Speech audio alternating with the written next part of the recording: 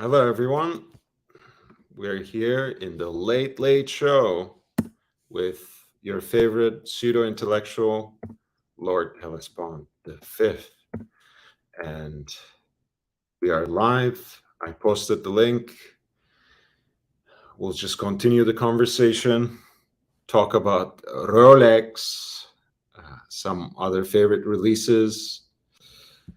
Ozzy is here. He declared this Tudor Tuesday. Tudor Tuesday. Tudor. Tudor Tuesday.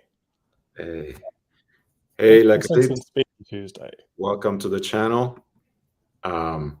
Thank you taking time, upvote, and support the channel. Spread the word far and wide and help me get to my first major goal on YouTube, 1,000 subscribers. I really appreciate it. Gorgeous piece, man. I mean, it's hard to argue with that. I think it's a great aesthetic. I'm sure if I were looking for my first watch, if I were in the market today, I would most certainly get a Tudor. It would probably be a Pelagos, but why not a BB 58? Why not a BB Pro?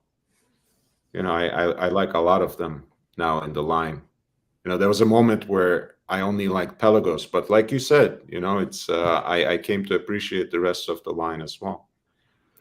Yeah, I think as the vintage prices of those older subs start absolutely skyrocketing, it kind of makes more sense to have a new production that's quality, that's trouble free for someone entering the market for the first time. Yeah. Yeah, I mean, we don't often think about that. Some people are taken by that vintage aesthetic. Some people come to appreciate it thanks to Tudor, right? I told you this story before, Ozzy, that one of my friends who is like halfway interested in watches, he's clearly not as obsessed and unhinged as the rest of us, but he knows a thing or two. And I remember when he saw my 5513, he was like, "Is that a Tudor?" I'm like, something like that, but it means they got something right. They were able to convey the feel of that watch in a modern iteration, and who can complain with that? King Chunkster says, I'm only a fan of the Pelagos and P01. And I was the same way about 6 months ago, where I only really liked when Tudor was doing their new stuff. And it was hard for me to like the stuff which was clearly vintage inspired, but it's starting to grow on me. And I think they're finding a footing where they can get the best of both. Like, as an example, the BB Chrono, is that a modern design language of Tudor, or is it the homage design language? And it's sort of straddling the two. The Black Bay 58 Blue sort of sheds away the gilt and looks more like a modern watch, and so it ends up being somewhere in between, something of their own. So I think over the next 10 years, I think Tudor will have both their modern look, which I already like, but clearly wasn't that much of a hit like the Black Bay 58 and Black Bay range has been. And they'll find a way in between. I want to quickly answer one question before we move on. La Grippe is asking 14060M from 2005. Is it considered as neo-vintage or vintage? Certainly not vintage, because for me, you have a no-holes case, Super Luminova on the dial by then, I think 2005. Certainly a sapphire crystal. I think that's a beautiful watch. I think those still represent the best deal in the market for subs, especially if you are fine with a pre-ceramic. 14060 from around year 2000. I think that's a very nice neo vintage feel maybe a couple of years back. You even get the tritium on the dial. That contrast between, like, an eggshell patina against the black dial. For me, it's beautiful. You can call that neo vintage, I guess, when you move that far back and have tritium on the dial. I can live with that. Hole's case. But that, nevertheless, it's all things being relative. At some point, of course, the ones with the modified movement and maybe even Luminova will be considered neo vintage as well. But more important thing is that that's still one of the best deals in the market. And a sub is always a great watch to have. A no-date sub, for me, that's the iconic Rolex aesthetic.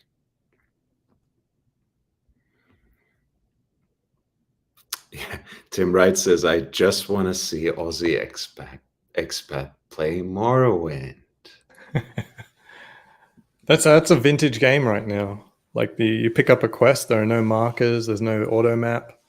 Now that's neo vintage,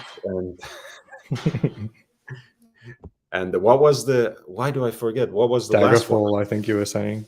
The one before then? Yeah, Daggerfall. Daggerfall is vintage. Yes. Tim. I think there's only like 3 years difference between the two games. That's true. Yeah. Ghost of Marcella haunting us. Lord, this is. Hey, how are you? Real cars and chronometers. Lord knows more about Rolex than Austin Daniels. I doubt that. Yeah, whatever. It's not a competition. It's not a pissing contest. We're just,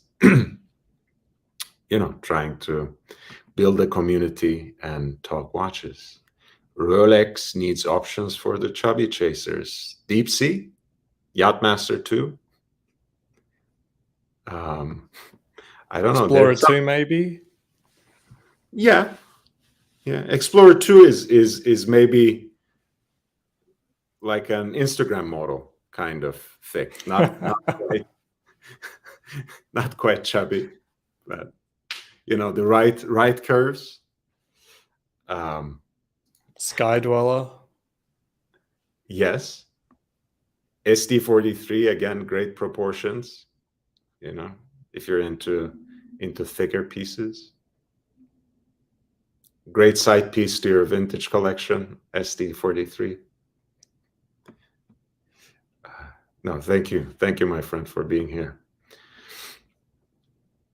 So you have been in touch with your dealer, so to speak.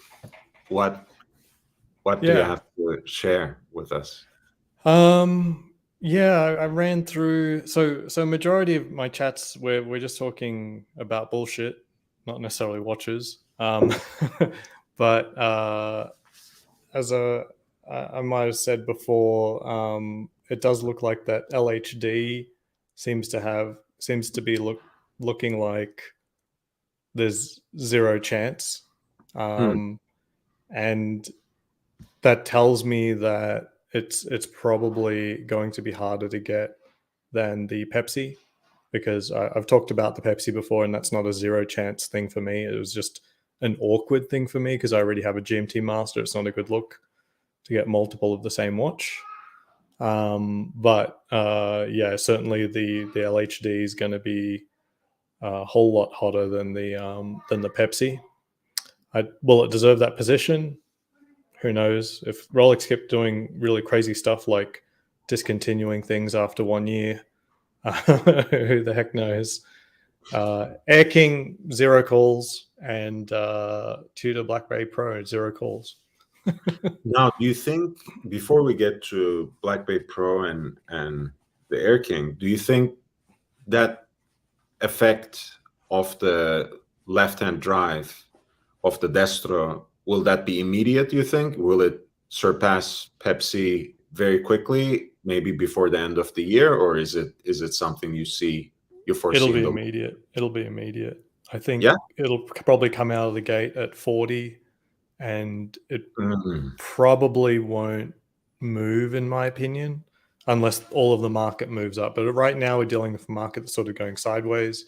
But I think the LHD will just sit at about that 40 range. It'd be hard to justify it being higher than a Daytona, but anything could happen. It could get close. It could get close. It's crazy, but it's not worth it. I mean, as we sort of discussed the other day, it's pretty much a GMT master case turned upside down. And I don't mean upside down from an industrial perspective. I mean literally take a GMT master case and do that, mount the dial this way, cut a hole in that side instead of that side, new date wheel, and you got the LHD. Green is also not a new color for Rolex, not even in the slightest, on ceramic. We've had the Hulk since 2010. We've got the Starbucks currently. So colorway is not interesting. I don't think the LHD is a huge achievement. As a package, though, some of their parts, it's it's fire basically. It's going to be very, very hot. And personally, I'd take an LHD over a Pepsi. Yeah, I mean, look, if you ask me, in terms of my preference, I've never been a Pepsi guy, even in the vintage realm. So I'm not too hot. Have never been too hot on the Pepsi, whether it was on the Oyster or Jubilee. But I think it will take a little while for the Sprite, let's say very quickly, to surpass the Pepsi. I think it won't happen before the end of the year, but midterm to long term, that will be the watch to get, because my expectation is next year, 2023, GMT Master came out first in 1983, so 40th anniversary of the GMT Master 2, return of the Coke bezel insert, possibly in ceramic,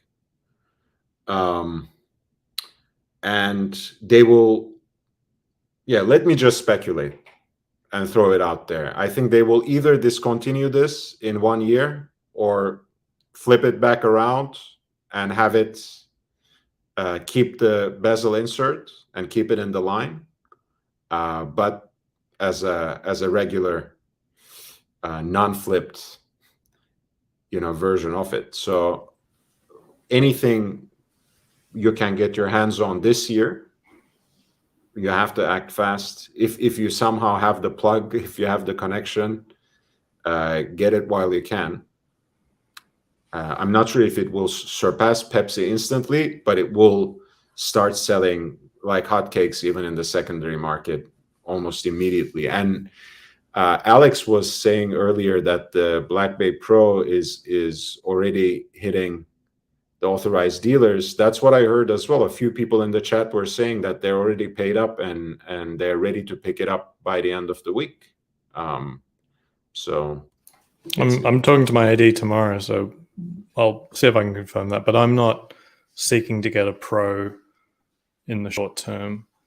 I think there is I mean, it's just pure speculation, but this does look like the kind of thing that they could discontinue quickly, and they could just say it was special and leave it at that. That being said, I kind of half expected them to discontinue the Batman, but since they did the LHD, then there's no need to discontinue it. But maybe what happens in the medium to long term, I agree with your speculation, they may discontinue it, and maybe that's the time that they go over to Coke with the right-hand drive and then discontinue the Batman as well. Yeah, that's what I think. Like, if I were to stick to just one narrative, I would say next year Coke is coming in, Batman is completely out. They flip this around and just keep the bezel insert, and you have the three options, Pepsi, Coke, Sprite.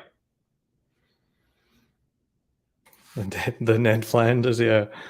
Yeah, as I said, we were talking in another stream. The Pelagos LHD, when I was looking at and choosing between Pelagos options, it never even remotely occurred to me that a left-hand drive was actually for left-handed people. It just seemed to be an extension of what the Pelagos is, ultimate diver tool watch, and that's just another way to help protect the crown. Yeah, well, I mean, look, in Rolex's history, there are special order watches that were produced for special people who were left-handers, and that were meant to be worn on the right hand. And we all know that a lot of times the iconic names for certain vintage models that became collectible, they were first coined by Italians. So Italians came to call these sorts of watches, which included also like mil-spec divers or special issued divers that were meant to be worn on the right hand as well. They used to call them destro, which is righty, actually, right? Because us righties wear lefty watches, and left-handed people are supposed to at least wear them on their right. So it's an option like that. But then again, my friend is here again. Sorry, guys, I gotta go. No worries, man. I get to go. I need to go. All right. Thank you, everyone. Good night. Bye. Yeah, so there have been watches that were meant to be worn on the right hand, but what we went through earlier on this channel, that Rolex newsletter, they absolutely made no reference to left-handers. Even the sales pitch that they gave there had absolutely no inkling of this watch being actually marketed towards left-handers. I think, once again, Rolex just threw an oddball in there, everything else being quite predictable in terms of Rolex releases, all these minor modifications, cosmetic changes, just bringing everything in terms of a long-term evolution rather than a revolution. And then suddenly there was this oddball GMT, this wrench thrown in there. But at the end of the day, when you really think about it, that still sticks to the way Rolex does things from year to year. It's just, minor, mostly cosmetic updates, a new color on the bezel insert, a new color of dial, and those minor changes somehow add up to something very consistent, very recognizable.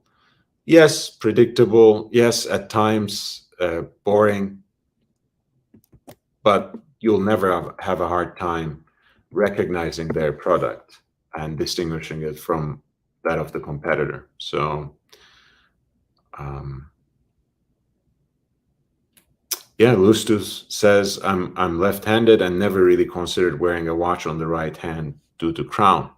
Exactly. I mean, because like the rest of the world, basically, and rest of the devices that we make, most of these things are designed with right-handed people in mind. So you end up wearing your watch on your left, even when you're a lefty, and that does expose that watch to a little more danger, I guess. It's a little, bit of living on the edge there for you. But at the end of the day, that's why righties wear the watch on the left, because you work a lot more with your right, and there's a better chance that you might scratch and ding your watch if you keep it on your right, so you keep it on the left.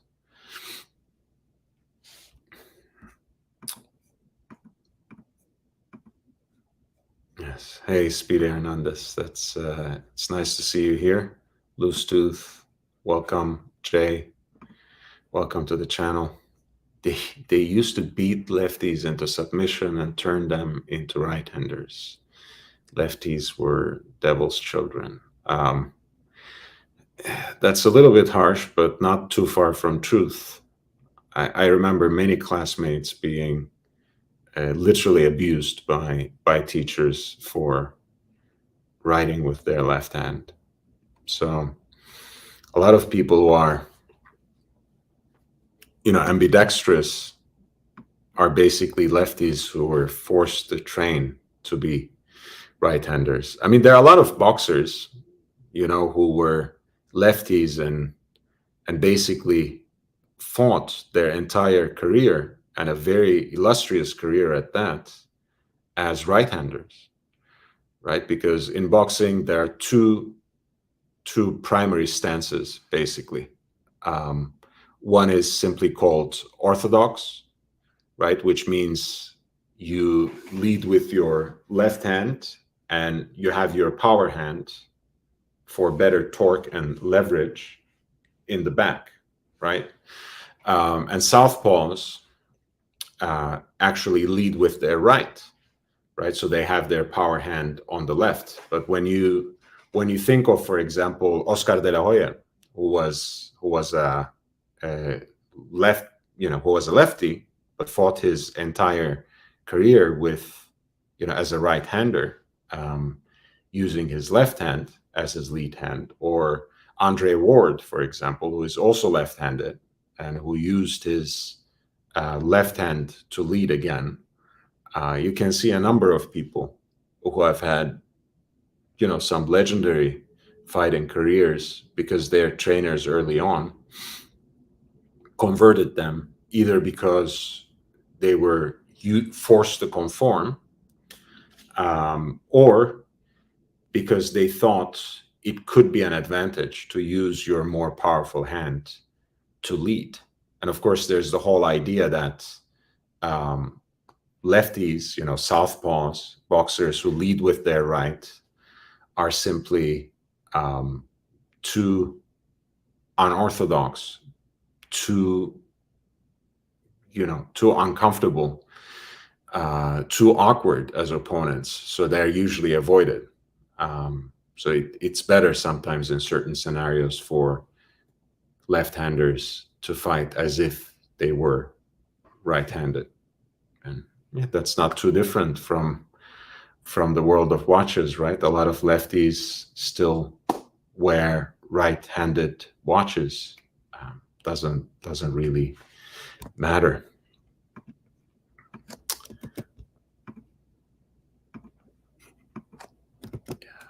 I just wanted to talk a little bit about actually Tudor's new releases, since they are coming out already. I think it's a good idea to bring them up.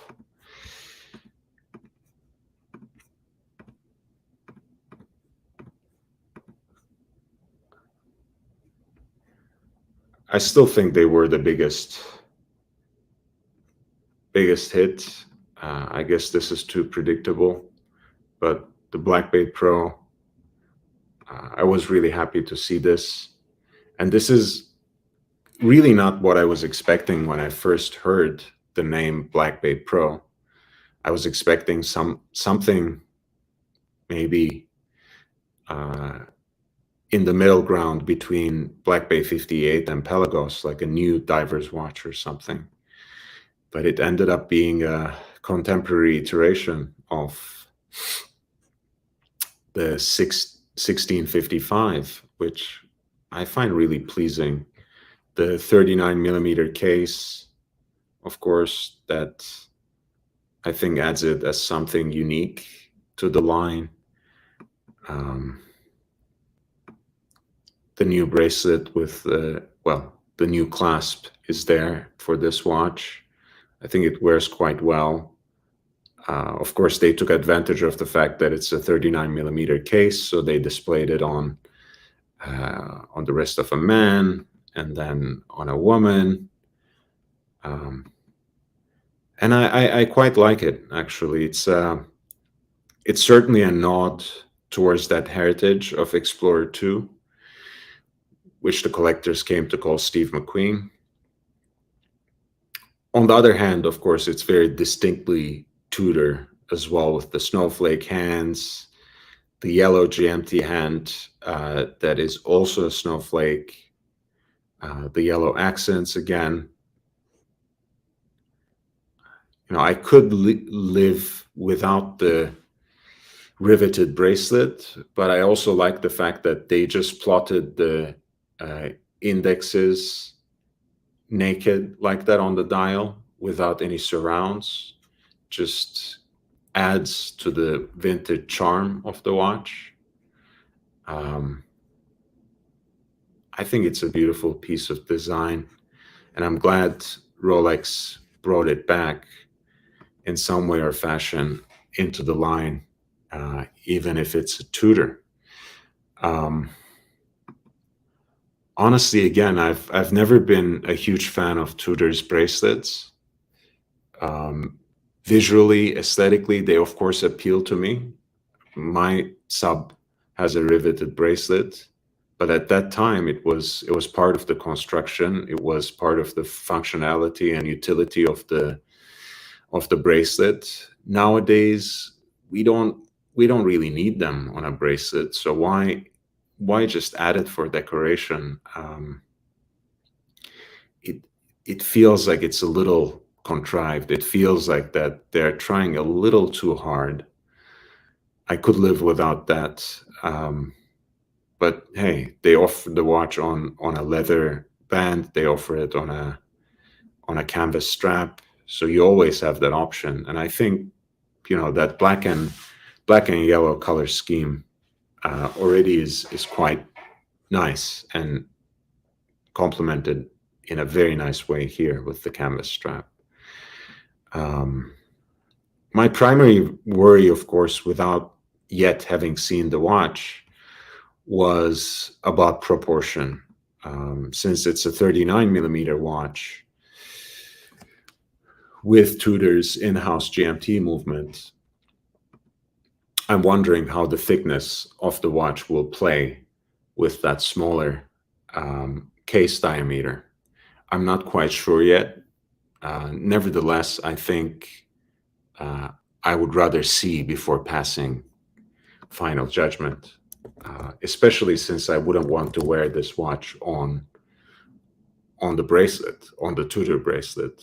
And when you use a canvas strap, right, or when you use a leather strap for that matter, that case profile becomes much more important, right? And, you know, like one of the most beautiful things about vintage GMTs is, of course, their profile, right?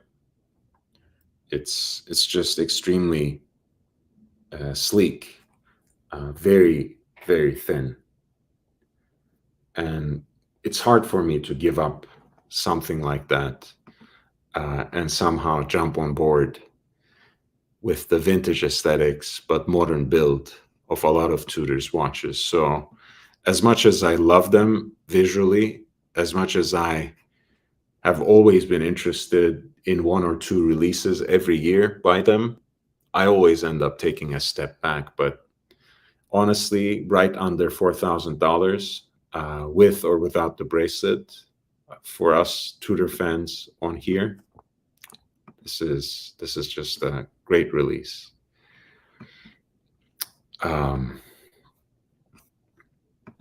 Another winner for a lot of people was, of course, the two-tone GMT that they brought out for the year, steel and gold, right at 5,550. It is Tudor's version of the root beer. As you guys know, what I was just showing you was the nipple dial root beer, the 5-digit version, 16753. Of course, what was really distinctive all the way into 16713 is that brown dial, right? So I kind of shy away from calling the current two-tone GMT in the Rolex lineup and this new two-tone GMT in the Tudor lineup as root beer. Nevertheless, I do understand that it's a good way of bringing back this two-tone aesthetic. After all, two-tone watches have become at least less frowned upon, less looked down upon, less picked on, and a little trendier, if I might say so, over the last 5 years. And of course, the root beer itself, the vintage version, I think was somehow re-energized by the reintroduction of a watch that people came to call root beer into the contemporary Rolex lineup. So,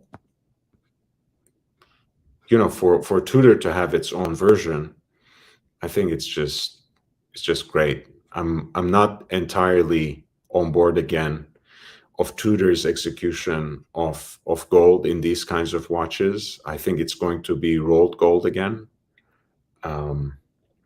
So I'm not sure, but in terms of the visuals, one can hardly argue with it. Diet root beer, I think, is just as enticing as the Diet Pepsi before it. They provide great budget options to what you have in the Rolex lineup, which is not only, of course, more expensive, but also much more, much less accessible to most people. So, and of course, both, thanks to the aluminum bezel inserts, both of these watches have a certain vintage-like charm. So if you're interested in pre-ceramics, if not altogether vintage Rolex watches, and if you're just starting to collect watches, if you're just getting into the luxury watch market, if you're just beginning to collect sports watches, Tudor always presents a great gateway drug, a great entry point to the hobby. And hey, again, it's, for me, there's nothing bad I can say about Tudor. It's basically got an entirely new generation of people to wear these sorts of utilitarian sports watches again. But more than that, it really enamored them with the vintage aesthetics. So I think ultimately it's something very healthy for the hobby. It's something very healthy for the collectors of not only contemporary luxury sports watches, but also collectors of vintage watches as well. They do lean a little bit too heavily on the vintage aesthetic for the kind of watch they produce, because at the end of the day, these are very, very modern, reliable, sturdy, robust, beautiful watches that can stand the test of time, that can be worn in all sorts of sporty and dynamic contexts. But there's a kind of cognitive dissonance for me that I can never get over. But yeah, certain elements really appeal to me. The crystal is great. The bezel insert, it looks just gorgeous. And I actually like the big crown and the lack of crown guards as well. So hard to complain about it when I'm just looking at the visuals. And again, of course, for around 4,300, they also come on the canvas strap and a leather band as well, which can be a good option. I wear mostly, on a day-to-day basis, I wear most of my vintage watches on different kinds of straps.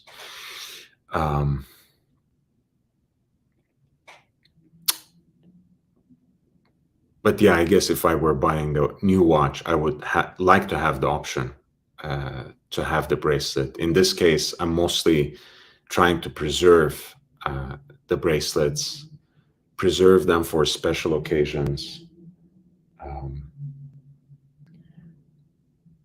But I also like the fact that when you have that sleeker profile, when you have that genuine vintage build, you can really make that watch in a way dressier and classier when you pair it up with the right kind of strap, which is something that I also take pride in. Shahrazad Rao says, I like the way you say Oscar de la Hoya. Oscar, I mean, he was a legend. And yes, I think once you all help me get to 1,000 subscribers, I can take special requests on pronouncing exotic names. But that's the challenge. The Archieverse is hard. There are so many people with great great voices, immense wealth of knowledge. But yeah, in terms of people who can do great voiceovers and have good enunciation, there's Oshin, of course, who does all those fancy documentaries for what are unfortunately shitter watches. Doc BBW, I think he has great voice. I hope we can recruit one of those to do the narration for Archie Luxury, the movie.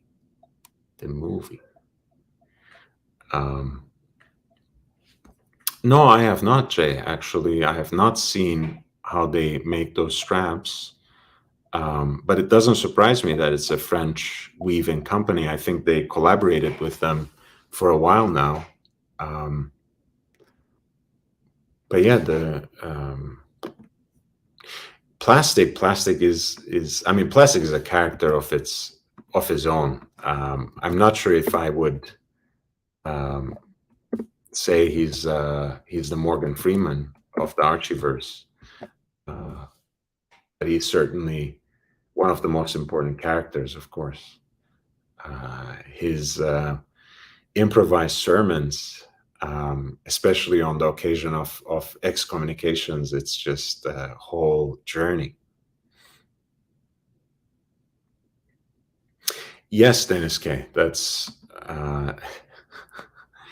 absolutely right. He did have a movie. Tim Wright now is putting together another one, especially focusing on his recent trip to London for the London Watch Show. So there's a lot of footage that they got, and a lot of interesting footage too from that trip. So I really, the expectations are quite high. The passion is riding high. So we'll see what comes out of it. Big Meat says, it'll be just 2 hours of plastic screaming into a megaphone. Actually, we were thinking of a 5-hour-long director's cut of Archie Luxury, the movie. Archie Luxury in London, the movie. 5-hour director's cut, as narrated by Mike the Snake. I think that would be just beautiful. And plastic always reminds the community, that we are really grateful to have Mike the Snake as part of the community, because he's a classically trained Shakespearean actor. and Mike the Snake is just one of his characters. And it's only a matter of time that he has his own live stream channel when he can, when he can bring out some of his other characters. I really look forward to seeing that. Yes, maybe his first live stream can be Mike the Snake versus Jake the Cake, which is a character, of course, that is voiced by a very talented actor indeed. And things can develop from there. I'm actually surprised that it took Mike this long to really open his own live stream channel, but it's gonna happen. It has to. It just has to. He's just too important of a character to go without a channel of his own.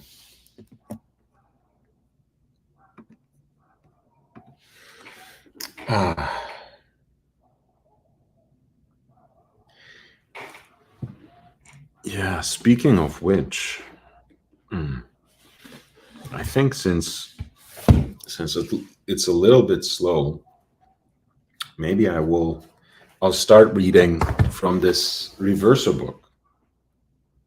I think that's a great idea.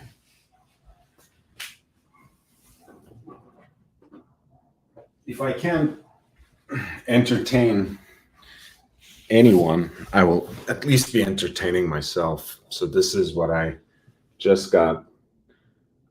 It's a book put together by Assouline. I don't know if Gégé Lecoutre actually commissioned it, but I know for a fact that they, authorize it, and they actually display it pretty proudly in their own boutiques. And Nick Foulkes, of course, as you know, has been a very important watch collector himself. Very eclectic taste, I have to say. Before it was popular, Nick Foulkes had a couple of Nautiluses himself. He has a very wide-ranging watch collection. He has quite literally written the book on cigars. He constantly pitches pieces to Financial Times as how to spend it. He has penned the official history of Patek Philippe as a company. And he has this book for the Reverso.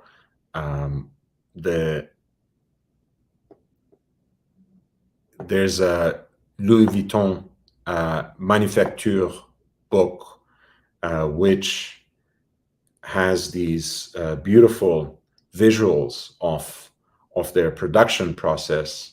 And that book has an introduction by Mr. Foulkes as well. And lastly, he also has this great channel that he calls Foulkes and Sons on YouTube, where his younger son is behind the camera, Freddie Foulkes, and he just smokes cigars and banters with his older son, Max Foulkes. It's great fun. The guy just knows how to enjoy himself, and knows how to entertain, knows how to converse, knows how to write. Just the epitome of a great gentleman. So this book is available on the publisher's own website. I'll actually drop the link directly, because I see it being sold on Amazon and sometimes on other websites at a severe markup. And since it's not a limited edition, and since it's not yet discontinued or out of print or anything, you should really not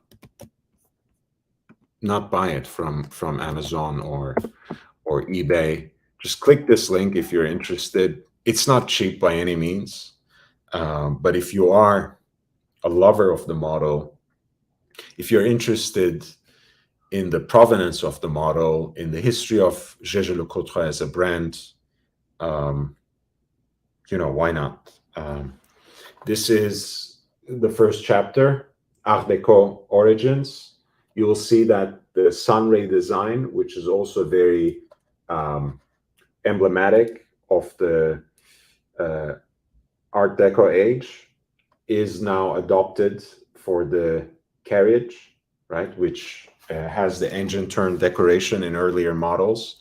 Nowadays, the tribute is decorated with these sun rays on the carriage. It's a nice touch. I think it really plays up the dressier aspect of the watch. I always loved the engine turned, especially on a steel reverso. I wouldn't want it in any other way, but they have to do something different once every so often. So I appreciate that the new tributes have that.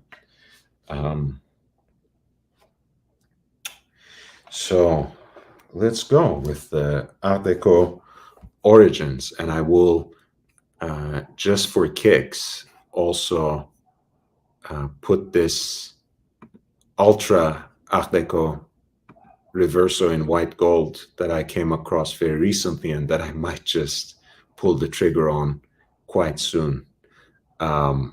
Executed in white gold in the modern large size Rantai, black dial, seconds on the subdial, and Art Deco Arabic numerals, and the sword hands, broadsword hands. Very beautiful design. So this is this begins with the inauguration of l'Exposition des Arts Décoratifs, when the French set out to make the show in Paris, to which this summer they invited the world. They announced that everything must be new. The trammels of tradition were to be removed, and art was to be free in experiment, in the service of a civilization which, in the article of mechanics, is so radically changed since most of the traditions of art were invented. The idea has been carried out with French thoroughness. Consequently, whatever else the visitor to the Exposition of Decorative Arts gets, he does not fail to get a shock. It may be a thrill of pleasure or an emotion of horror, or very likely a mixture of the two. So wrote the New York Times in 1925 of the event that would come to define aesthetic culture in the years between the world wars.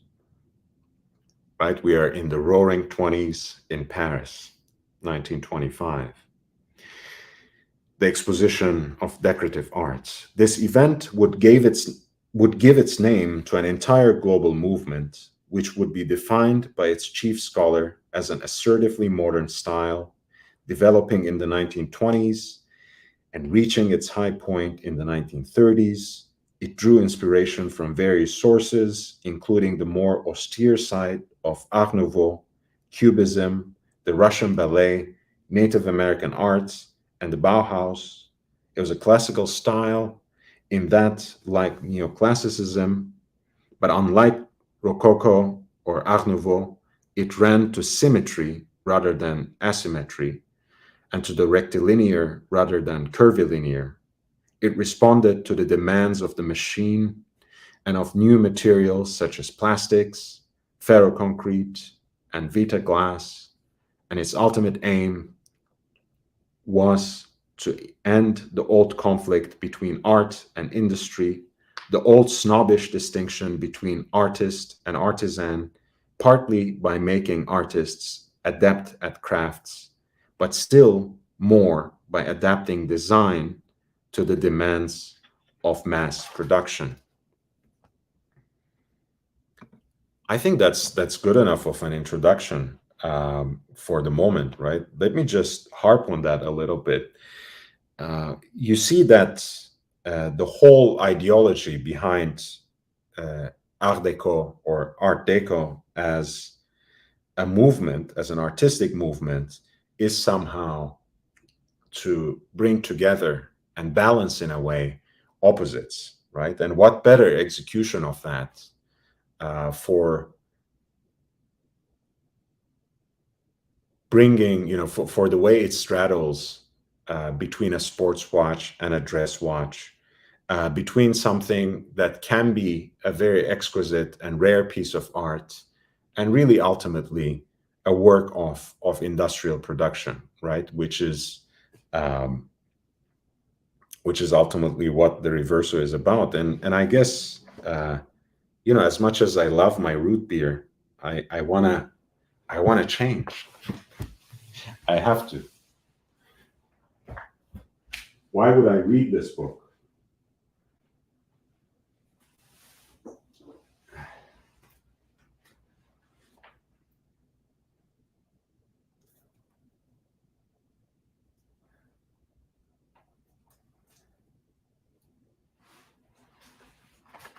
Yeah. Why would I read this book without wearing my Reverso, right? It just doesn't make sense.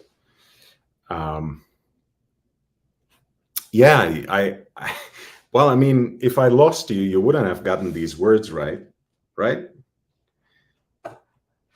Sometimes it's hard for most of us to admit to a certain intellectualism and to being nerds at the heart of it. But trust me, if you're spending this much time online talking about watches,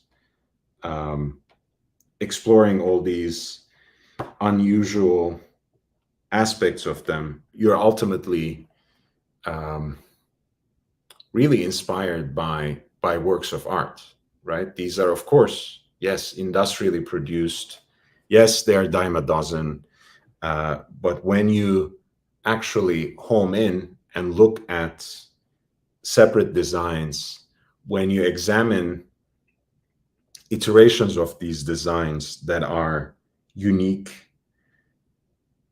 that are an expression of a certain artistic intention, it's hard to miss the fact that these are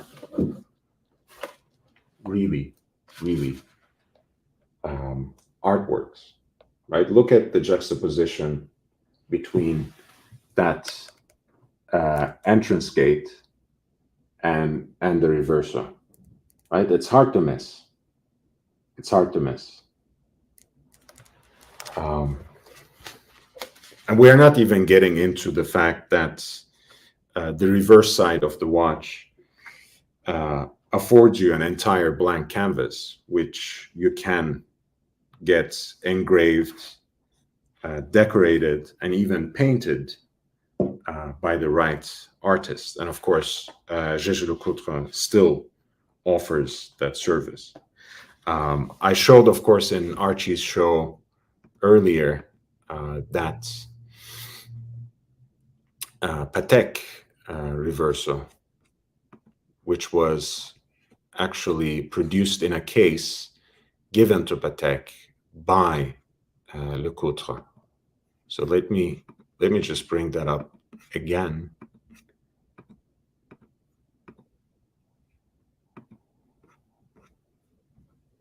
I have the Archie Luxury signature model, so to speak. I have a Reverso Grand Date, which hasn't been produced now for at least a decade. It's a hand-wound double spring barrel movement. Let me see. Right, the big date, seconds on the subdial, right? The power reserve, and when you turn over the movement, you can look at the beautiful utilitarian execution of that double spring barrel. And one thing, of course, that I always appreciated about this movement is, in addition to the scallops, of course, you have these heat blued screws in contrast with the rubies, with the jewels of the movement. And those heat blued screws, of course, that that are on the movement are made in that same kiln firing process with which they color the hands of the watch. And I chose a strap that somehow reflects that blue color as well. I really do adore the power reserve of this watch, but it gave out apparently now 2 days ago. So I have to somehow wind it up again.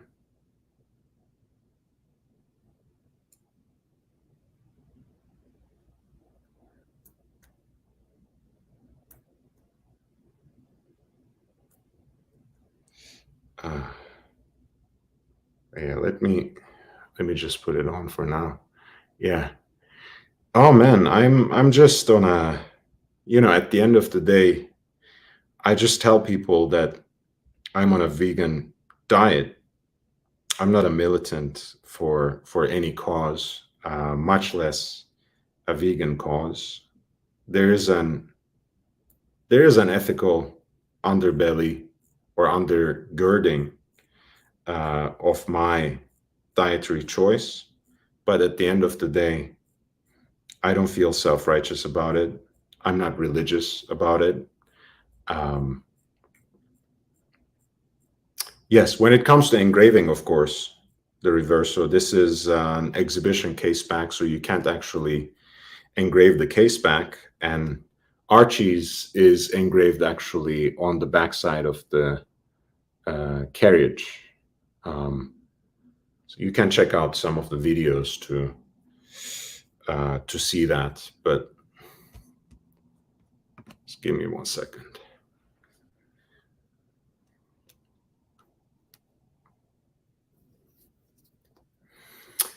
Yes, I think that's a good argument to have.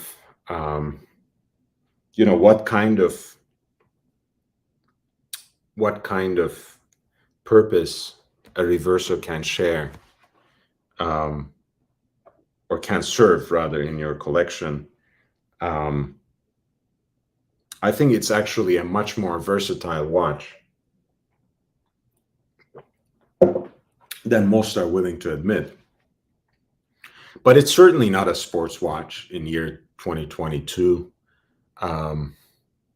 It has only, 30 meters of water resistance. It does have a matching bracelet, right? And that goes for both the stainless steel and, precious metal versions of it.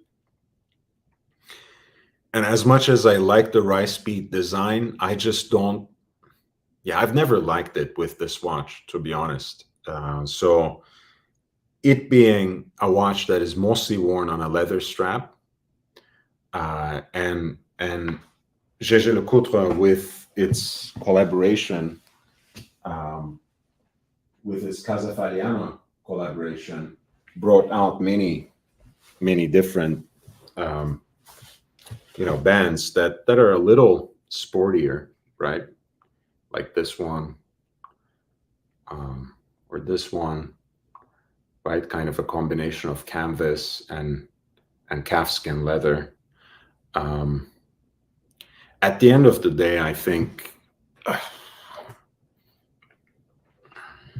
and these are all very modular, right? So they have an open lip for you to, to facilitate changing straps. At the end of the day, you have to be of a very certain kind of taste to consider this watch a one and done. I keep saying this, I haven't lived up to it yet. You can have an entire collection of just reversos, but for most people, I think that would be probably a stretch, right? Most people like wearing sports watches, at least once every so often. So look, for example, this is the one they produced or they reproduced for 2011, right? For the 80th anniversary of the Reverso, combining it with that Casa Fagliano strap for the US limited edition and giving it syringe hands. But the reproductions of this particular model with those broad hands, you can still find in the second market, and it's not outrageously expensive. You know, I think they trend around $10,000. It's not too bad.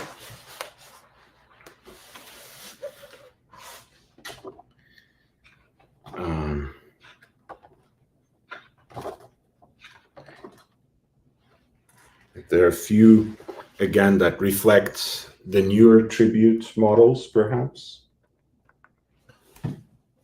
Oh. Right, the ones with the red and blue dials, especially right here.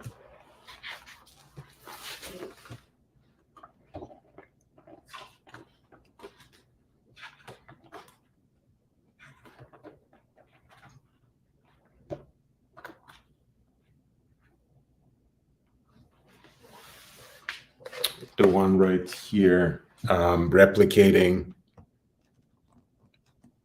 or rather reproduced in the white gold model from 2011 with the white dial.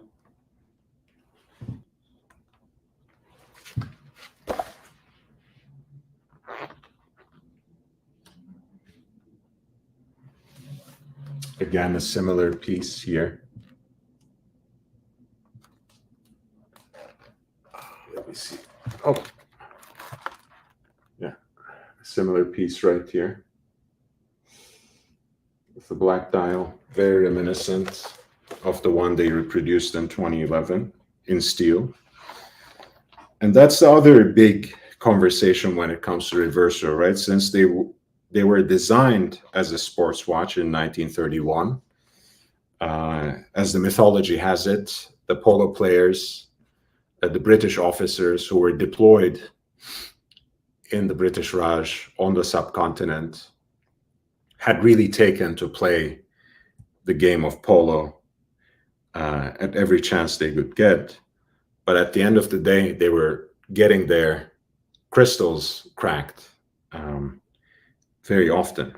And they wanted to come up with a design to respond to that would somehow preserve those crystals. So the flipping case design was initially of a utilitarian bent.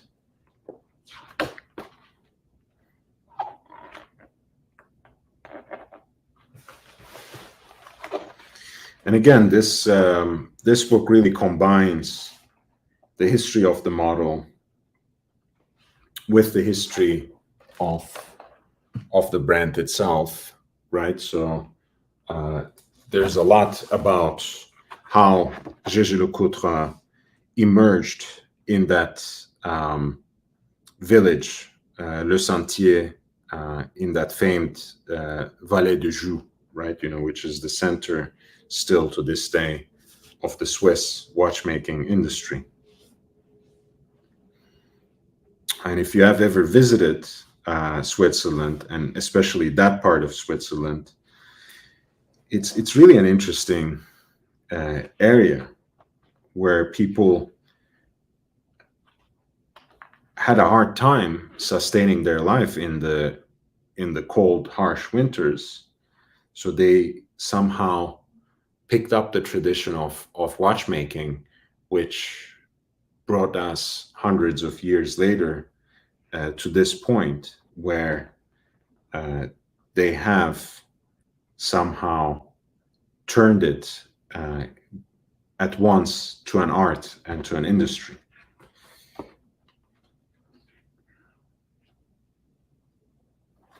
Right, you see here, I think this is a very early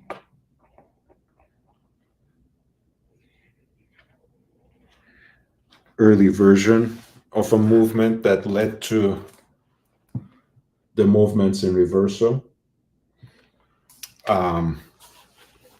That's again the one of the brilliant things about the reverso, right? You see all these watches sometimes that can look very appealing, and they advertise having an in-house movement, which is all fine and well. But a lot of times you have movements that are used all across the range, let's say for all the three enders that a given brand has. We don't have to name and shame. But as the cases grow bigger, of course, you have then movements that are extremely disproportionate to the case and look very small. And they still end up using these exhibition case backs as if they have something to show, or as if they have something good to show. And one of the great things about a reverso with an exhibition case back, even at the expense of having that blank canvas for personalization, you have the exhibition of a movement that is formed, produced, and shaped for that particular case. Not many watchmakers get that right. Not many watchmakers get that right with the conventional round case shape. And in reverso, you have something that is unusual, but that still conforms to that ideal of watchmaking, where you only put a movement in a watch that actually fits that watch, that is actually made for that watch.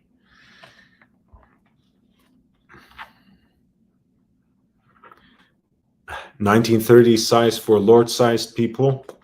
I don't know, man. I'm,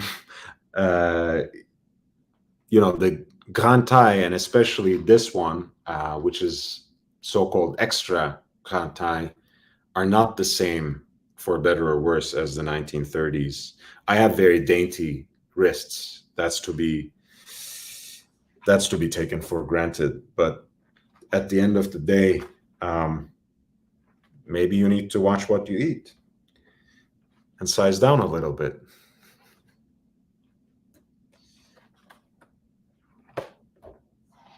As in the immortal words of Patrick Bateman, you can always be thinner and look better.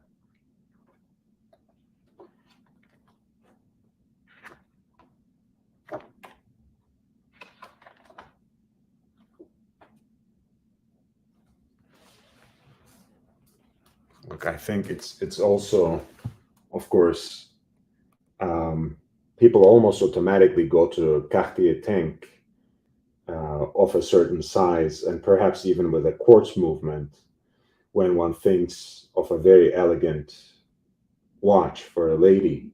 But of course, the reverso can provide that in spades as well, and without necessarily the need for gem setting and other decorations. It's just very elegant. And that's the other thing I think one needs to say about the reverso, right? Since it comes in all these different shapes and sizes, it's really a watch that you want to go out, try on, size up, and ultimately it's up to you to make your decision whether you can find one that fits your style, that looks proportional on your wrist and on you, and ultimately it may not be for you, and that's completely fine, right? Not all watches are for everyone. That's a great detail, Dennis Kay. Patrick Bateman indeed wore a Datejust. If you read the novel, which I think is in a way a little more, I think a little crazier, a little more intense than the film, which really brought out the more comical aspect out of that character and out of that story. It is certainly a Rolex. And in that famous scene where he is with two sex workers, he actually says, "Don't touch the Rolex" in the novel. Whereas in the movie, he says, "Don't touch the watch." And in the movie, I think he's wearing something that is made to look like a Rolex Datejust with that two-tone Rolex Datejust with a tapestry dial. But I think it's a Seiko in the movie because Rolex somehow put the damper on it. And since they didn't want to be associated with a serial killer, let's pull it up.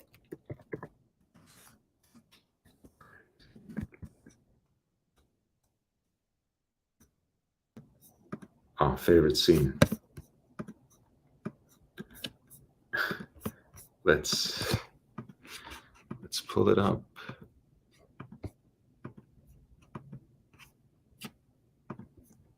Right. I hope you guys can hear it as well. Do you want a bite? I'm on a diet, but thank you. No need to lose any weight. You're kidding, right? You look great. Very fit. You can always be thinner. Look better. I mean, can you talk to these people or something? Right. My life philosophy summed up in a sentence and a half. You can always be thinner, look better. But yes, let's pull up Patrick Bateman's Datejust.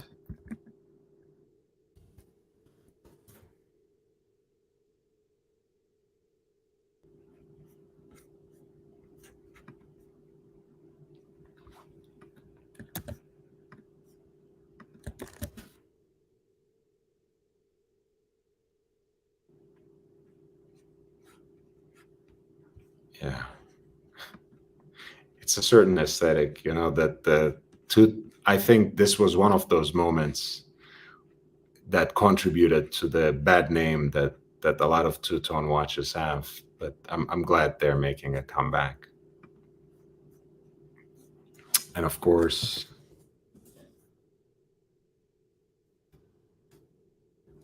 font watch.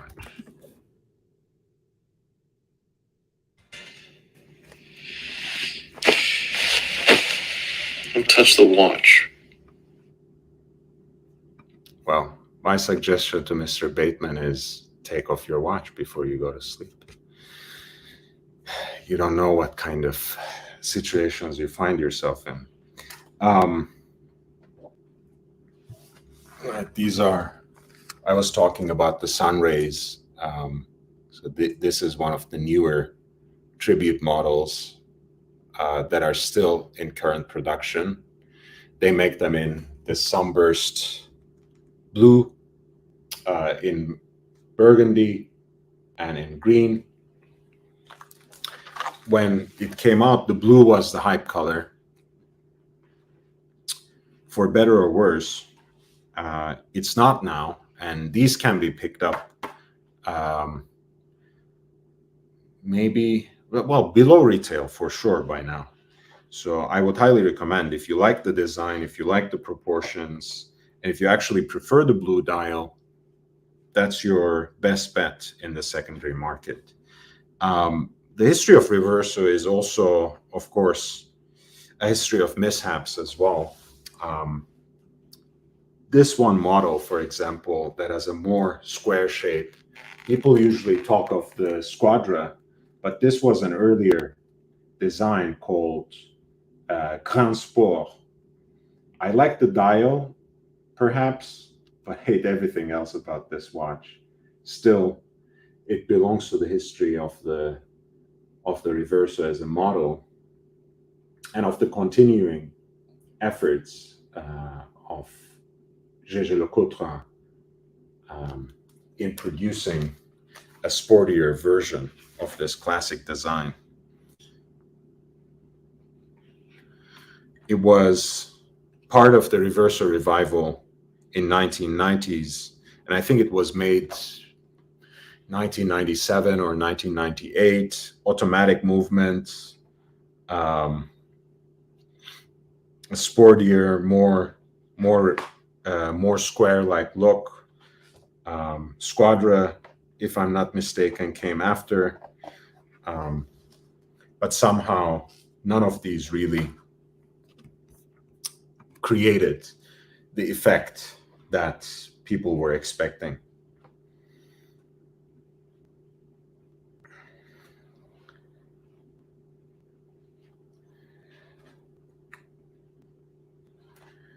Ultimately, of course, we are also interested in these pieces where you have the in-house artists of Gégé Lecoultre producing both some of the most exquisite dial decorations and also, of course, reproductions of very famous paintings or even original commissions on the case back as well.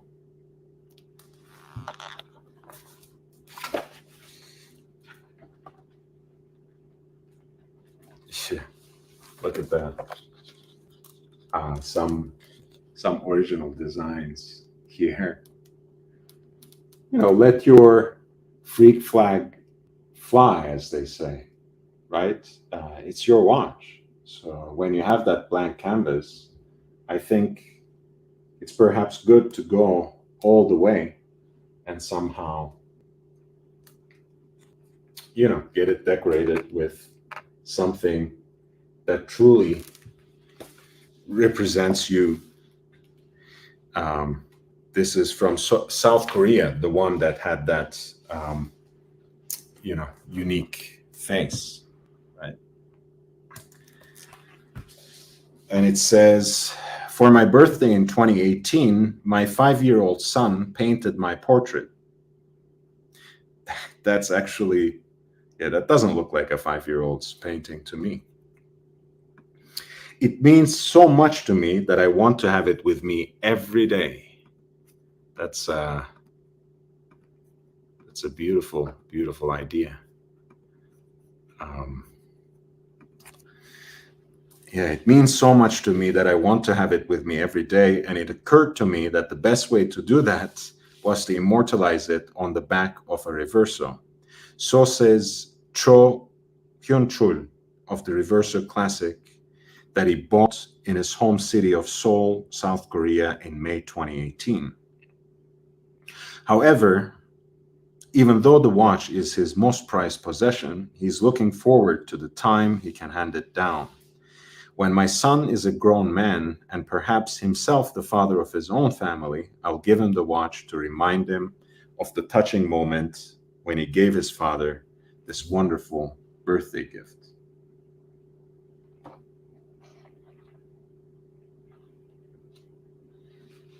And look at this one, for example. This is really an incredible version. Right? Look at this beautiful lady and how her portrait was reproduced on the case back of a Reverso. This is India, 1936. And Mr. Fox calls it a mysterious beauty. The archives of Gégé Lecoultre hold one of the most fascinating, most beautiful, and most enigmatic of Reversos ever made. Dating from 1936, early in the history of the model, it bears a stunning portrait in miniature enamel painting on the caseback. The haunting beauty of this Indian princess is only enhanced by the mystery surrounding her and her identity. Purchased in Mumbai by a Lufthansa airline captain during 1990s. It entered the manufacturer's collection in 2004. Research in India and Switzerland has determined that the most likely candidate is Kanchan Prabha Devi, born in 1914, the eldest daughter of the Maharaja of Panna. On her 17th birthday, she became the second wife of the Maharaja of Tripura, a former princely state near the border with modern Bangladesh. Whether or not the true identity of the subject of this portrait will ever be established beyond doubt, this particular watch remains one of the most evocative of the early reversos, with a subject recalling the land in which the idea for this horological classic was born. Right, as we have mentioned before, even though the reverso was first produced, of course, and is still produced in Switzerland, of course, the idea sprung from the officers of the British Raj on the subcontinent, so it remains only fitting. And of course, one of the most beautiful things about the design is that integrated look, right?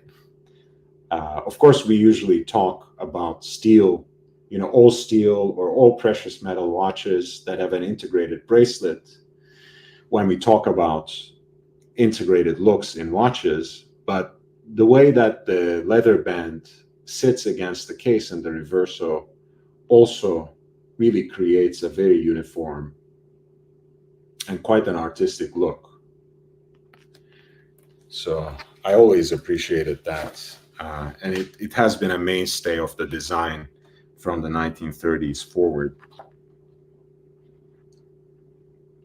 This is a very important and historic one.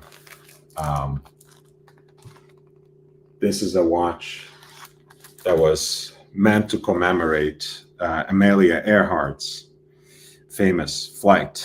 By 1935, Amelia Earhart was probably the most famous woman in the world, and certainly one of the most daring. In 1932, she piloted her Crimson single-engine Lockheed airplane from Newfoundland into the history books, becoming the first woman to complete a solo flight across the Atlantic, a feat that saw her garlanded with decorations by both American and French governments. In 1935, January, she became the first aviator of any gender to fly solo from Hawaii to California. Later that year, she set another record with a nonstop flight from Mexico City to New York. And that was the feat commemorated on the back of this special reverso, which is a combination of engraving and lacquer work, and that charts her routes that passed pretty close by the Bermuda Triangle, apparently.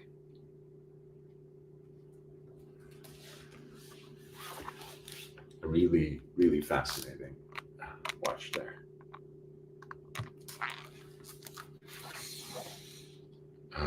Let's see.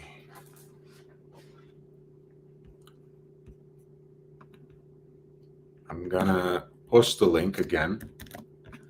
I know it's not necessarily the best time for a lot of our guests to join. I'm happy to carry the show on my own. After all, that's what this channel is about.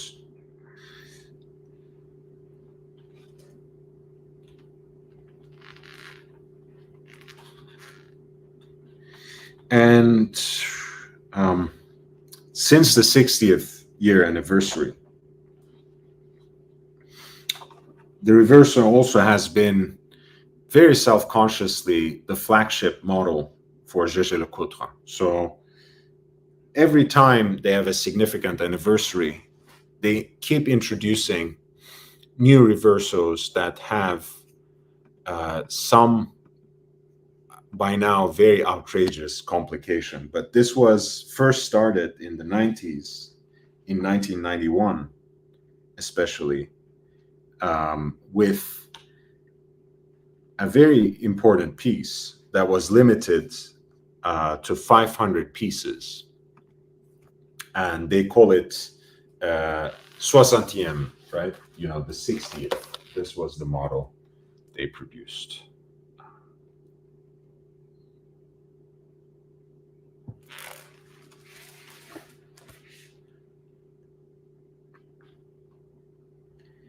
And as you can see, it has a power reserve, seconds on the subdial, and of course, a sapphire crystal case back that displays the movement.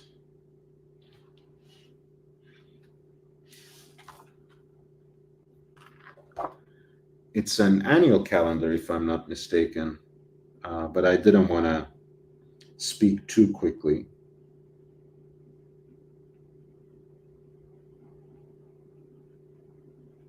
Because no, it's just a date.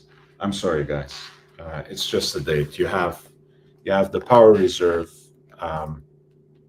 there, and then around the inside track of the dial, you have the dates, and of course seconds on the subdial, executed in rose gold. It's a very beautiful and rare piece. But you see here how they produced all these complicated reversos as a way of honoring both the flagship model of the manufacturer, but also its deep and storied watchmaking know-how. After all, you know, it became a commonplace now. It became a cliche to say it. But hey, Gégé Lecoutre is the watchmaker's watchmaker, right? So it's only right that they use their flagship model to execute these sorts of interesting and elite complications, right? Here is one that is a perpetual calendar that really makes use of the two sides of this coin.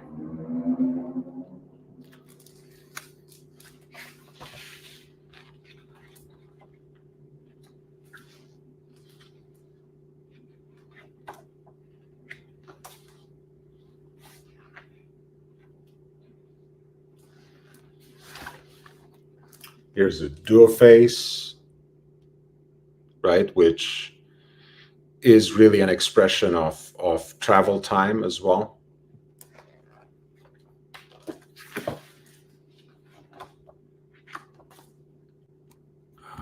One second.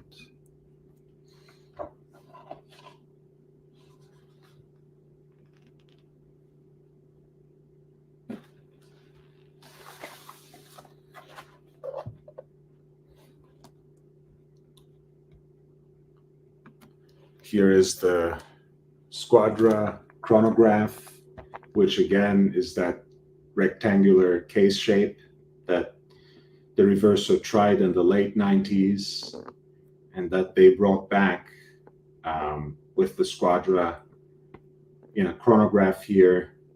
I don't think I like anything about this watch, but still, even the big date complication, I guess, is always a pleasure to see. By the way, when Lange und Söhne was revived after the Berlin Wall had fallen, and when Lange was also integrated into the Richemont family of brands, as a goodwill gesture, Gégé Lecoutre gave them their big date complication, the first iteration of their big date complication, which of course has become part of Lange's own signature, part of Lange's own design language, right? When you see a Lange 1, when you see a Lange 1, you almost immediately think of that quirky asymmetric dial design, which is decorated by that, guichet or big date display. Pardon me. Finally, of course, there's so much more to show from this book, of course, but I don't want to go through everything. I do want to save some of this book for its own presentation. But I want to also take a look at some of the nice reversos that have played important roles in the movies. If you have watched the original Thomas Crown Affair with Steve McQueen, he was wearing there a rectangular watch. Can anyone guess what watch that was?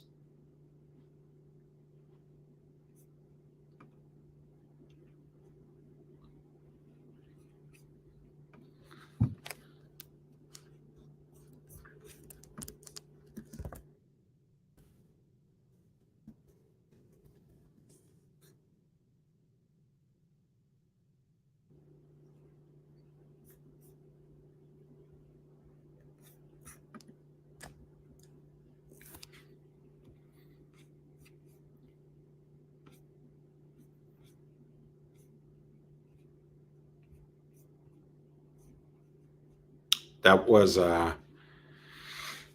a tank, actually. There was a tank. Yes, Cartier Tank Centré was the watch. Let me pull up a picture of that right here. Steve McQueen, the king of cool, as Thomas Crown there.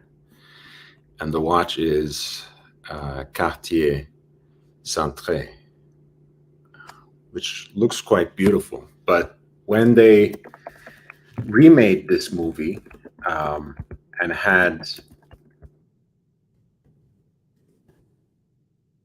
Pierce Brosnan as Thomas Crown, as the protagonist of the movie, they actually made him wear Jaeger-LeCoultre Reverso, which was a duo face. But since Pierce Brosnan was still under contract with Omega, the name Jaeger-LeCoultre was erased from the face of the watch, even though he wore one in the movie. And of course, one of the most important appearances of the Jaeger-LeCoultre Reverso is the same model that I'm wearing right now, Reverso Grand Date, on Batman and Bruce Wayne. And in a way, of course, this was an idea that was carried over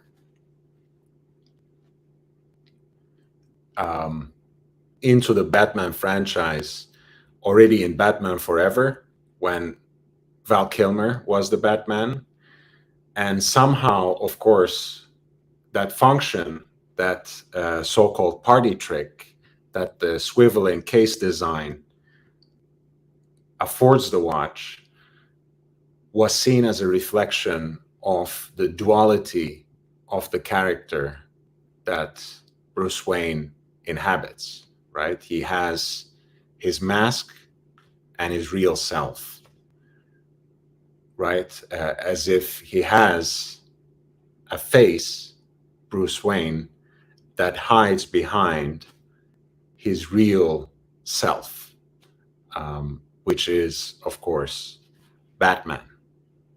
And they really took this up to the next level, I think, in The Dark Knight Rises. Of course, Christopher Nolan and Jonathan Nolan, his younger brother, who collaborated with him for the script, have quite the literary aspiration. So they really thought carefully and chose this model, I think, precisely because you have one face that gives you the date and time, but on the other hand, you can really see the powerhouse that makes everything work.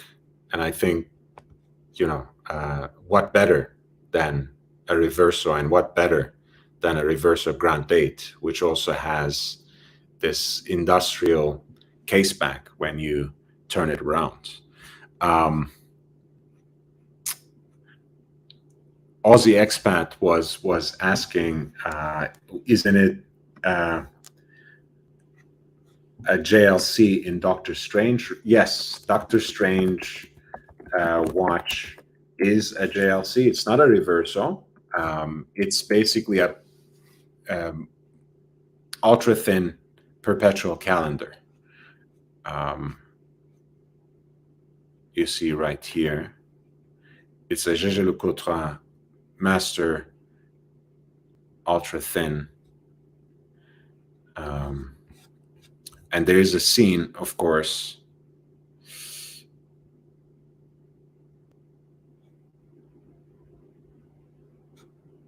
where he actually peeks into his watch collection, and you can even see there this red lacquer dialed reverso that was, again, a reproduction of a certain vintage model in modern time by Jaeger-LeCoultre.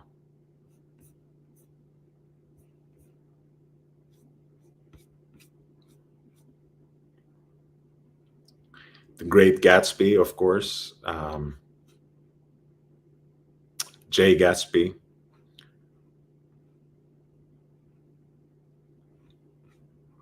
And Don Draper was wearing a reverso, of course. The Val Kilmer version of this watch had, as it happens,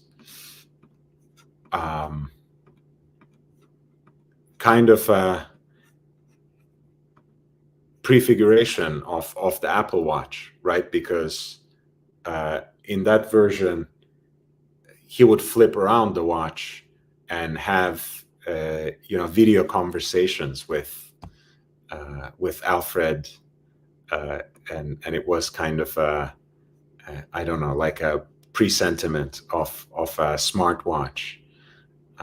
So reverso was there all along, right? There are people who approach you thinking that you're wearing some version of some quirky iteration of the Apple Watch when you're wearing a reverso, and they have it the other way around, actually, that it was somehow perhaps the reverso that gave some inspiration to the modern smartwatch, that rectangular shape that the Apple Watch has somehow made its own. Aussie Expat says, well, he isn't Bond in the Thomas Crown affair, but apparently his contract was still concerned. Yes, absolutely. There's another aspect, for example, of the Bond contract that affected Thomas Crown affair, which is that he was, or no, I'm not sure if that was the Thomas Crown affair movie, but there was another movie after Pierce Brosnan signed the Bond contract, and he was supposed to wear a tuxedo in the movie, and he wasn't allowed to do that. So he basically wore a whole ensemble, but wore his bow tie untied. So, yes. Technically, this should be the Batman then and not the Rolex GMT. Look, I mean, I like, again, it's not the watch for me, but I do like the so-called Batman GMT. And I know the reason that people chose that nickname for the watch was because in the comic books, the color scheme that Batman is rendered in is very dark, mostly black with dark blue accents. So it does reflect that color scheme pretty well. but yes, in terms of the movie universe, the reversal watch has somehow become, you know, one of a piece with the Batman, in Val Kilmer's iteration, in Christian Bale's iteration. In the new movie, I haven't seen a watch displayed prominently. Certainly, there wasn't a reversal, but who knows? Maybe in the sequel, they will somehow be able to place the watch. We'll have to see. Timepiece Esquire, Lord, can you do a video on the origins, meaning of your username? I imagine you have answered this question many times, so it might be easier just to make a video that people can go to. No, actually, I have not answered this question. I'm not planning to answer it anytime soon. But if you spread the word far and wide enough, and I reach my first major goal of 1,000 subscribers, that will be one of the first things that I will invest some time in. So far, I can say that it's part of a shtick, right? I've always, I think the very first video that I watched by the Pontiff, by Archie Luxury, was when he was actually playing his Archibald Chesterfield III character, right? That supposedly British landed gentry who had this affectatious accent that had a tinge of toffee. And I thought, look, I mean, if I'm going to enter Archieverse in some way or fashion, I should somehow perpetuate that faux aristocratic shtick. So I chose Lord Hellespont V as my name. And maybe at some point, you know, my origins as a supervillain will also be revealed. And until then, I think I will keep silent on this particular issue. But if the expectation is that high, I think I can think about this, and it will be one of the first videos I will deliver after I reach 1,000 subscribers. So if you can help me out with that, share, like, subscribe, and share the link with all your friends, everyone else you know, and I'll keep it in mind, and that will be one of the first videos that I will do after I reach 1,000 subscribers.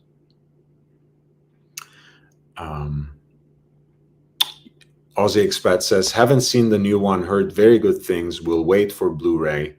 I think it's worth a watch.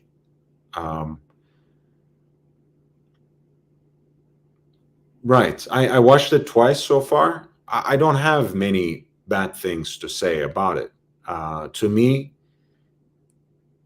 Christopher Nolan's The Dark Knight trilogy is still my favorite Batman movie.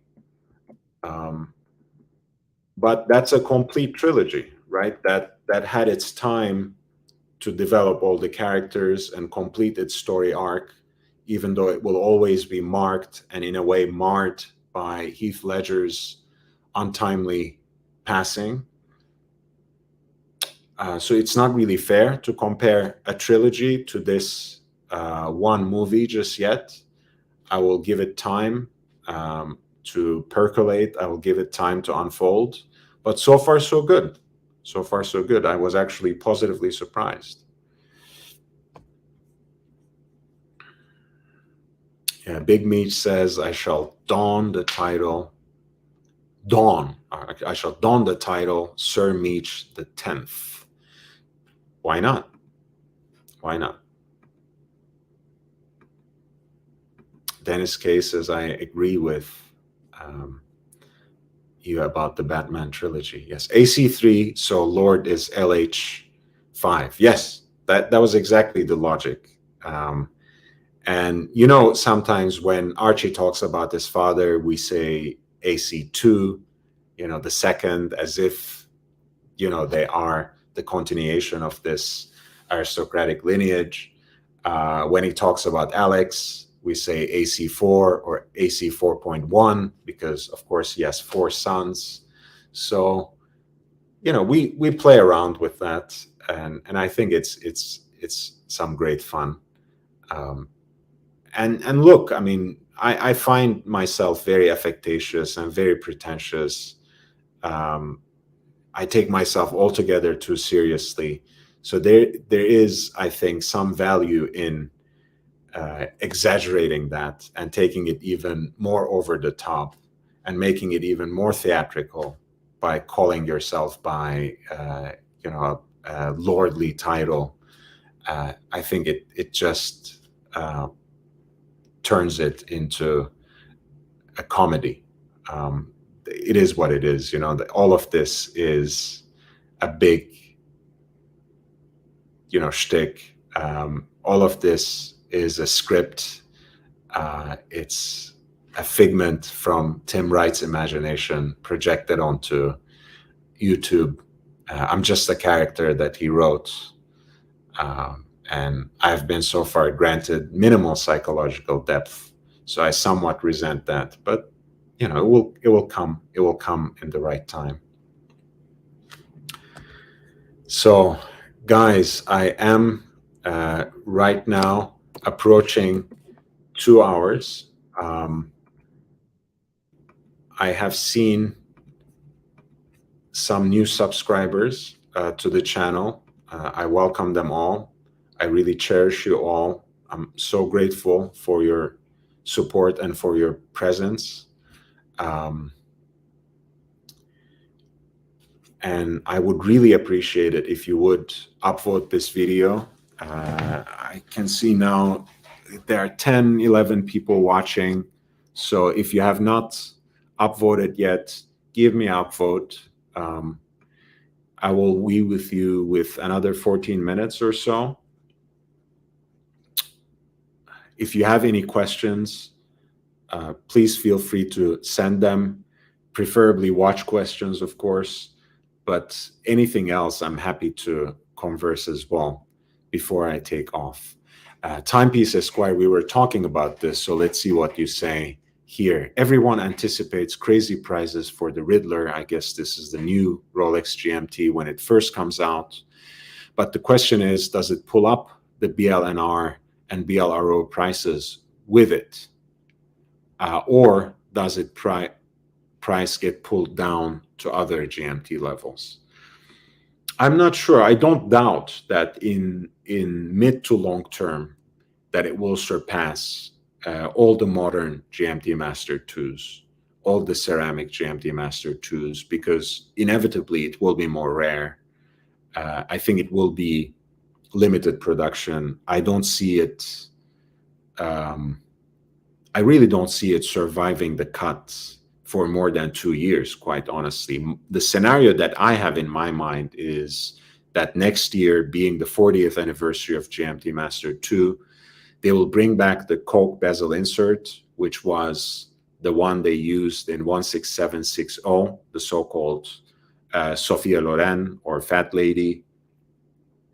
Maybe that would be a good time for them to discontinue the Batman and somehow flip this new one around and make it just a regular GMT Master 2 watch, not a left-hand drive, but keep that bezel insert with black and green. You know, so that's my prediction. I think it might even have a run, full production run of only 1 year, maybe 2. And after that, it's probably gone and gone forever. And you all know how a limited production Rolex watch really trends, right? So absolutely. When I hit 1,000 subscribers and you make an LH5 reveal video, you have to wear a tuxedo. Omega will approve. Yes, actually, I'll do that. I promise. we get to 1,000 subscribers and this channel gets monetized, I'll do an entire show in black tie, in proper dinner jacket and a nicely put together bow tie, everything. And of course, I'll be wearing this. And just to have something unusual, I think I will keep this particular band because it's dark enough, but it's not black. And, I can keep everything else according to convention. And that band can be the small accent of my own signature. La Grippe says, thanks for sharing watch history. It's my pleasure. It is my passion. Ultimately, this channel is here for me to keep a journal, on a weekly basis. I think it's good for me to do the late shows, do the after shows after Tim Wright on Tuesday and Thursday, certainly. And I will keep putting together other live streams and shorter videos on subjects that are of interest to me, regarding a lot of contemporary releases as well. But I like preparing narratives for the histories of watches. So keep your eyes peeled for that. April 15th is, of course, Audemars Piguet Royal Oak's 50th anniversary, 50th birthday. I will have 2 dedicated streams for that. One, just a short historical narrative that shares some of these snapshots with you in a more, concise way. And then we will have a celebratory stream that will go on for a couple of hours, where we can hopefully have a more free-flowing collective discussion.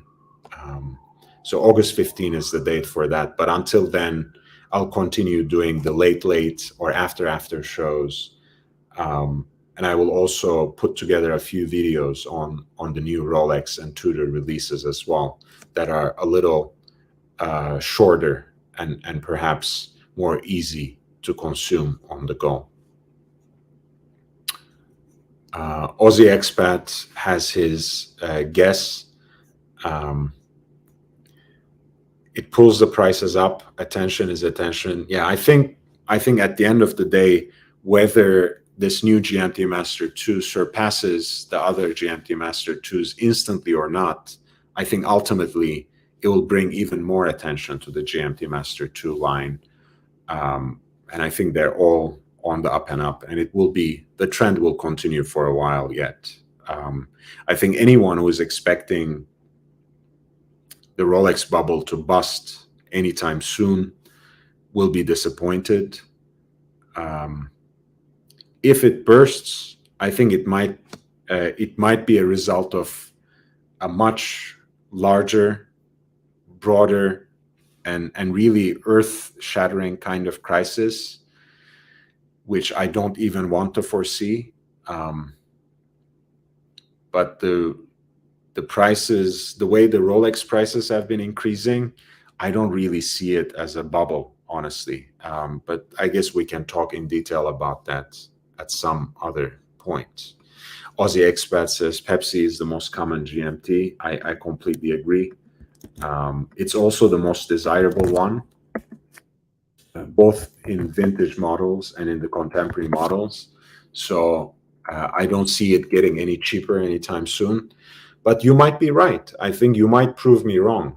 Maybe the LHD is going to be more dear than the Pepsi right out of the gate. I wouldn't be too surprised by that, but I really think it's going to take a little bit of time.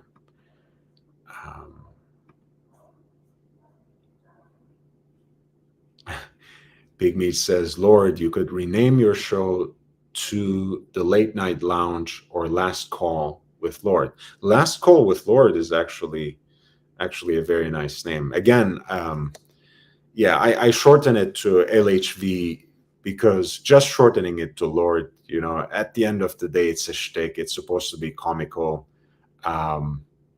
Lord seems a little too severe to me, and I know some people were offended by that, and that won't lead me to change my name, but I do kind of get irked myself when people call me the Lord, which of course is reserved to the one and only. So, but last call with LHV, that sounds about right. I think that really fits the timing of this show.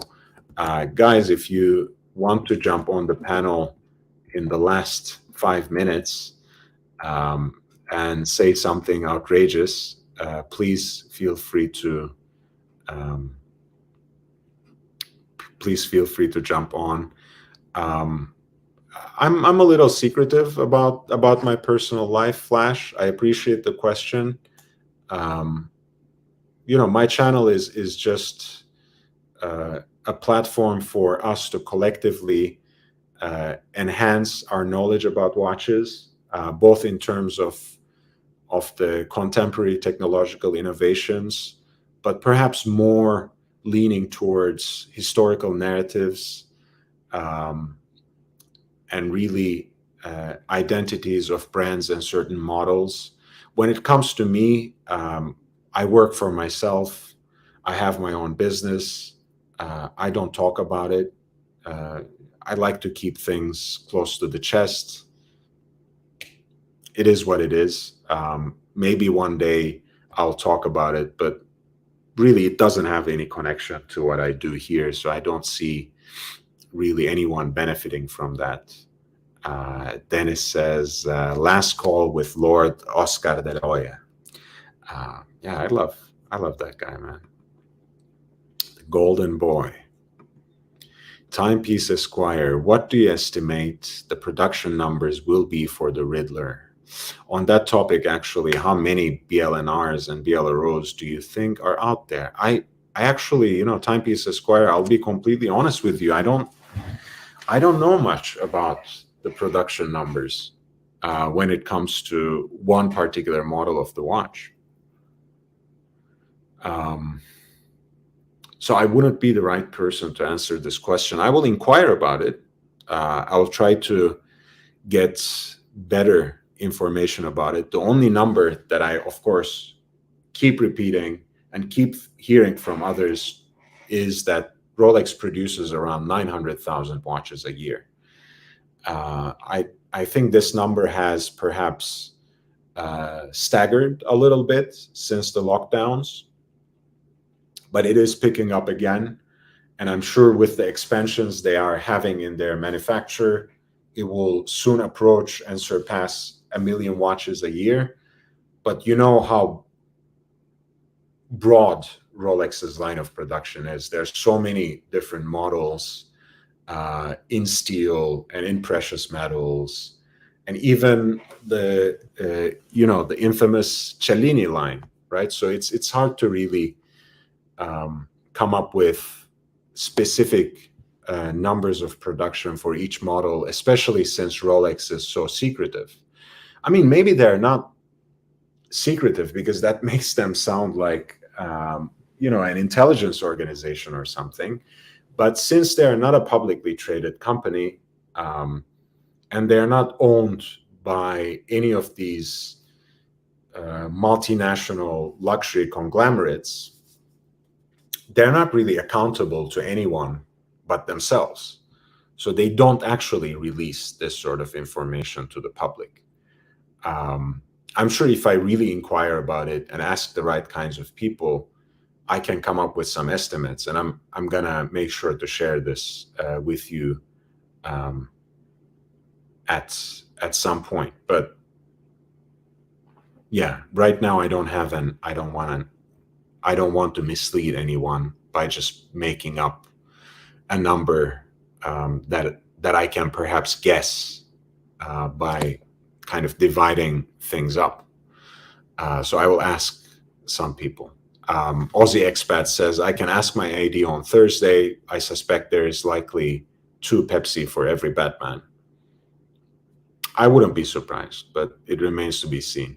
Hi, Junior Johnson. I think you are from Michigan, right? So maybe maybe it's getting quite late over there as well as it is here. But I appreciate you dropping by and saying hi. And again, guys, as I'm so close to concluding this live stream, once again, if you have not done so already, please upvote, please like, subscribe, and spread the word. Help me reach my first major goal, which is 1,000 subscribers on YouTube. I would really appreciate that. And at any rate, I'm so glad to have all of you on board here.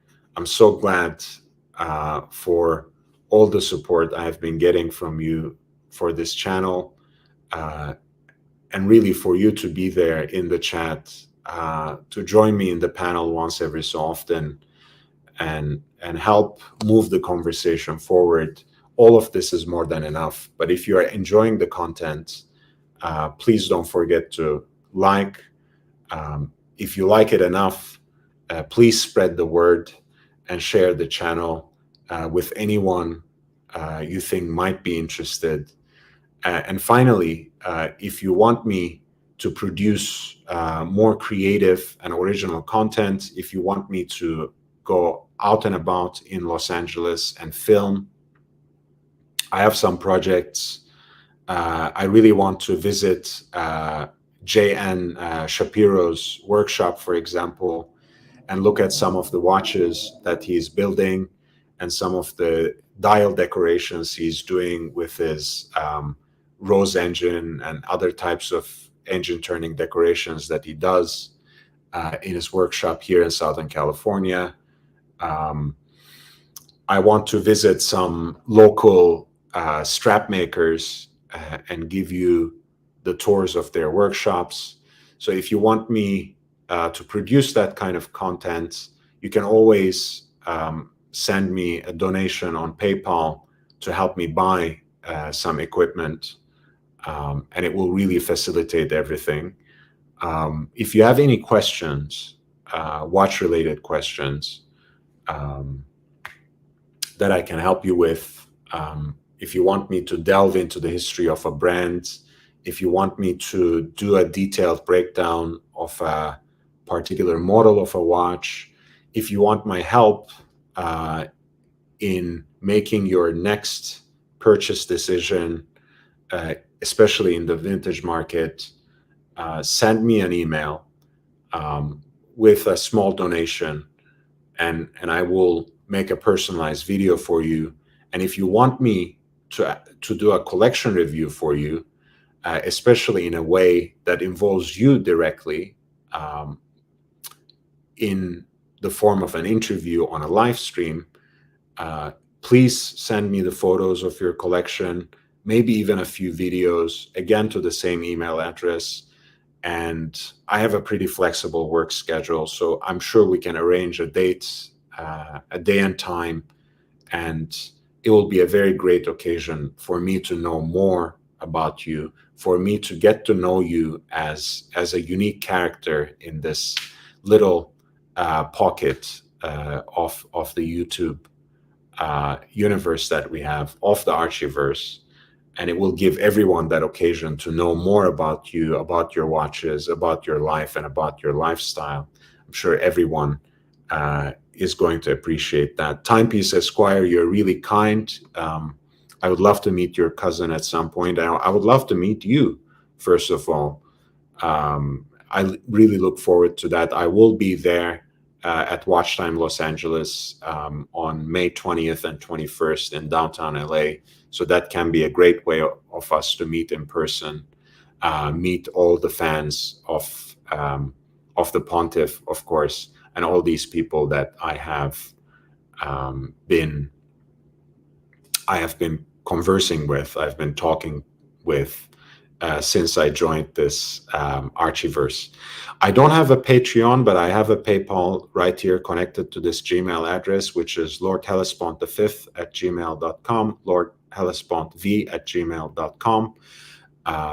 I will open a Patreon at some point, but to be honest with you, Junior Johnson, I've been trying to come up with ideas for extra content, right? Unless I'm offering added value, I don't want to also have another platform when I'm still trying to build content on this channel for YouTube. So for now, I'm focused here, but if and when I come up with ideas for unique content for Patreon, in addition to offering maybe some of my videos earlier, I will open that account as well. But for now, if you want to support the channel in some way, consider using PayPal at lordhellespontv@gmail.com. Casey Aquatics, thank you so much for joining us, even though I'm about to close right now. I really appreciate you. I really appreciate all the help and support you have given to this channel so far. Loose Tooth, idea for content. Find someone with modern root beer and compare yours, mine and modern. Maybe too boring for non-root beer fans. So no, I think that's a great idea, actually. Yeah, I think that's a fantastic idea, Loose Tooth. I really appreciate you. I really appreciate you for giving me that idea. I think that will be a great comparison if I can borrow that watch. It's actually really popular. Of course, not as popular as the Pepsi, or perhaps not even as popular as Batman, but that watch has been a hit since it came out. So I'm sure it would still appeal to a group of people. I know root beer is still an acquired taste, relatively speaking, in the world of Rolex professional Rolex sports watches, but still, I think that would still be very good, accessible, and compelling content. So thank you for giving me that idea. Midtown Chuckster, Lord Hellespont V, thank you for another great presentation. All strength going forward. Cheers. Again, Midtown Chuckster, you have been a very dedicated supporter of this channel. I really, really appreciate you, and thank you for the kind and encouraging words. Junior Johnson, good night, everyone. And with that, I'm signing off. Lord Hellespont V here, your favorite pseudo-intellectual. Like, subscribe, and tell your friends. If you have not upvoted, please do so on your way out. I wish you a great night. I will see you tomorrow on Archie Luxury's live stream. Take care.